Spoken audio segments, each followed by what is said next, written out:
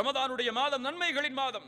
எந்த எந்த நன்மைகளை எல்லாம் செய்ய வேண்டும் என்று நினைக்கிறோமோ அதை ரமதானுடைய மாதத்தில் செய்தால் அல்லாஹ் அதில் அபிவிருத்திகளை ஏற்படுத்துவார். ஒரு ஏழைக்கு நீங்கள் செலவழிக்கிறீர்களா அந்த மாதத்தில், அல்லாஹ் அதனுடைய கூலியை பன்மடங்காக்கி கொடுப்பான். ஏன்? ரமதானுடைய கூலியை அல்லாஹ் தன்னிடத்தில் வைத்திருக்கிறான் தெரியுமா?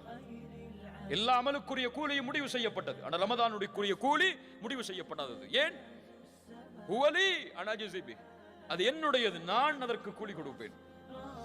சில அறிஞர்கள் இந்த ஹதீஸுக்கு விளக்கம் சொல்லும் பொழுது ஒரு முக்கியமான விளக்கத்தை பதிவு செய்கிறார்கள். நாளை மறுமை என்ற ஒரு நாள் வரும். அந்த நாளில் அல்லாஹ்வுடைய ரஹ்மத் வெளிப்பட்டால் மட்டுமே பாவம் செய்த எல்லோரும் மன்னிக்கப்பட்டு சொர்க்கம் நுழைய முடியும். ஒன்னு நினைச்சுக்கோங்க, மனசுல ஆழமா பதிய வச்சுக்கோங்க. எம்முடைய கடைசி பாவம் மன்னிக்கப்படாத வரை சொர்க்கம் நுழைய முடியாது. சொர்க்கம் யாருக்குரிய